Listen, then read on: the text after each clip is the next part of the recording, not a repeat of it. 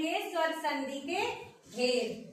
पहले हम लोगों ने पढ़ा था संधि कितने प्रकार की होती है, तो हमने 3 प्रकार की संधि पढ़ी थी, स्वर संधि, व्यंजन संधि और विसर्ग संधि। अब हम लोग पढ़ेंगे उसमें जो पहली संधि थी वह थी स्वर संधि।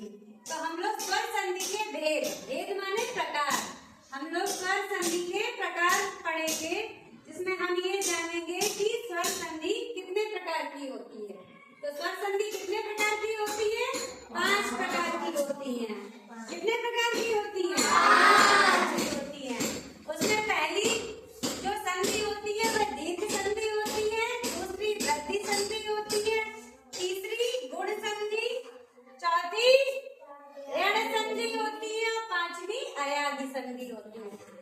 तो स्वर संधि कितने प्रकार की होती है? 5 प्रकार की। हम लोगों को 5 प्रकार की संधि में से आज हम पहली संधि पढ़ेंगे। आज हम लोग दीर्घ संधि पढ़ेंगे। कौन सी संधि पढ़ेंगे? दीर्घ संधि। तो दीर्घ संधि किसे कहते हैं वो जानेंगे। जब किसी शब्द के बीच में बड़ी, जैसे आ, ई और उ मात्रा आ जाए तो वहाँ दीर्घ संधि होती है। जब दीर्घ संधि कब होती है?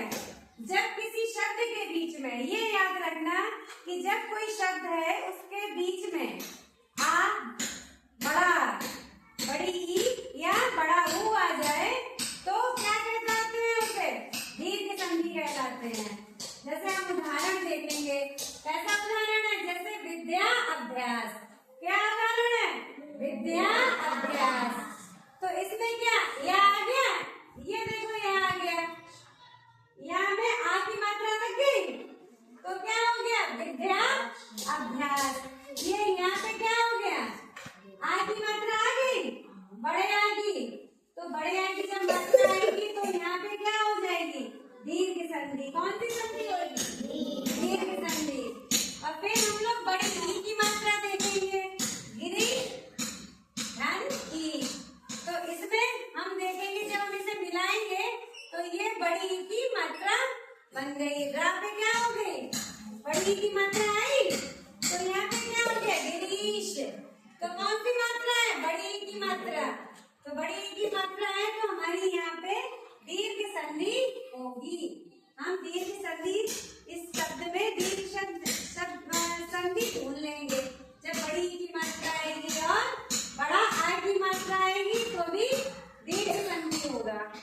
अब इसमें है, अब हम लोग देखेंगे बड़ा ऊ की मात्रा, हमने यहाँ पढ़ा था, बड़ा ऊ की मात्रा है तो क्या होगी? दीर्घ संधि। वधु धन उत्सव। अब यहाँ पे क्या होगा? बड़ा ऊ हो गया, वधुत्सव हो गया, बड़ा ऊ हुआ तो यहाँ पे काय की मात्रा आई? बड़े ऊ की। बड़े ऊ की मात्रा आई तो कौन सी संधि हो गई? दीर्घ संधि। कौन सी संधि हो गई? दीर्घ संधि होगी। तो यहाँ मात्रा किसकी आई? बड़े बड़े ऊ की मात्रा कैसे लगाते हैं? ऐसे लगाते हैं।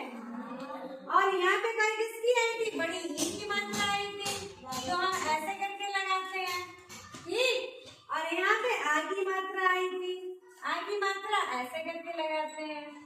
तो अब हमको ये पता चल गया जब किसी शब्द के बीच में बड़ी मात्रा आए, बड़ी मात्रा कौन सी? आ, ई